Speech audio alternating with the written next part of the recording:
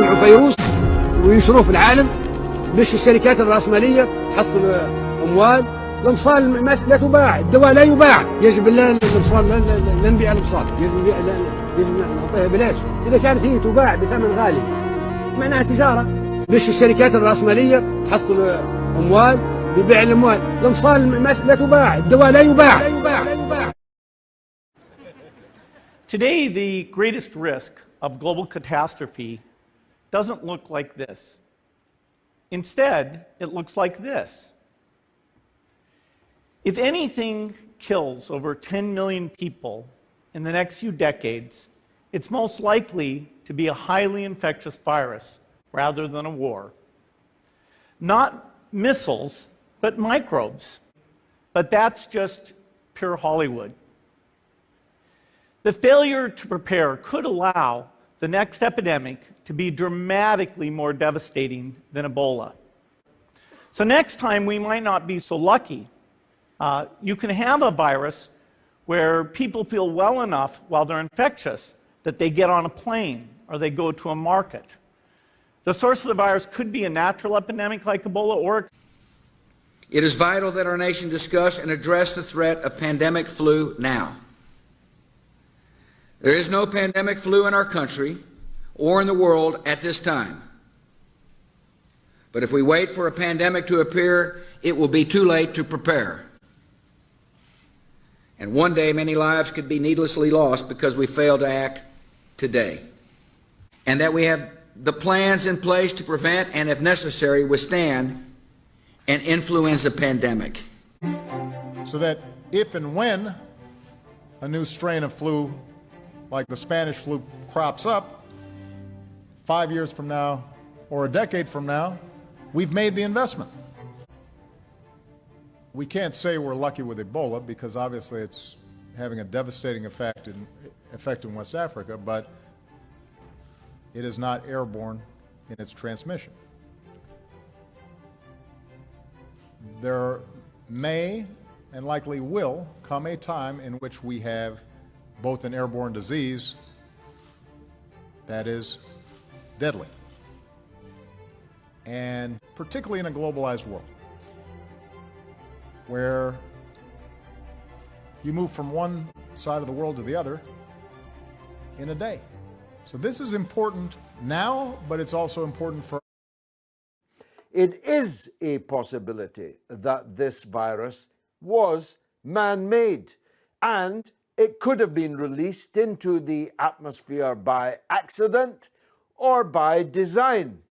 There was a germ warfare laboratory close to the city of Wuhan, which is still regarded as the epicenter of the epidemic. Equally, the fact that countries like Iran appear to have been particularly severely affected raises question marks in some people's minds. You don't need to look in the crystal ball, you can read the book. In the 1950s and 60s, unbelievable though it now sounds, the British Department of Defense and its germ warfare laboratory actually deliberately released germ weapons onto its own population so that they could test the efficacy of those weapons and their transmission and so on.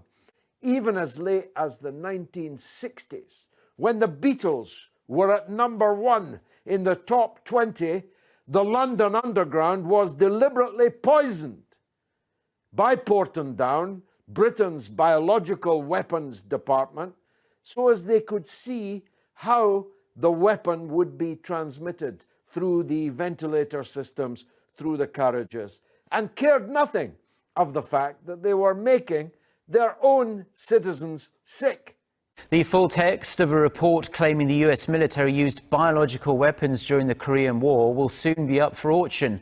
Kobe, Korea's largest art and antiques auction company, said Tuesday that filmmaker Im Jong-tae is selling the document after having acquired it in 2013 from a bookstore in England.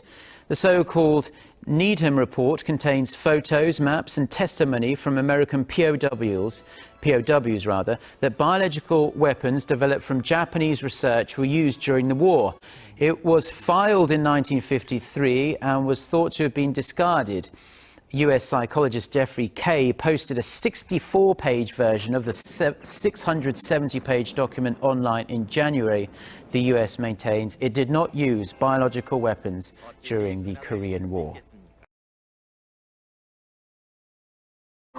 The U.S. hasn't been known to actively use VX in combat.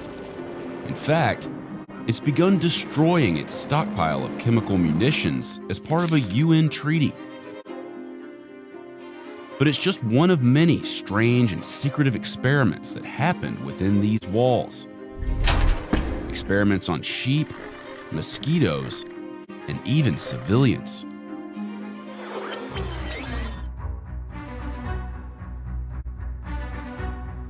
About 85 miles southwest of Salt Lake City is the U.S. government's top-secret bioweapons lab. It's called the Dugway Proving Ground. The 77-year-old facility covers about 800,000 acres. That's just a little larger than the entire state of Rhode Island. And it tests some of the deadliest chemical, biological, radiological, and explosive hazards on Earth. Less famous than Area 51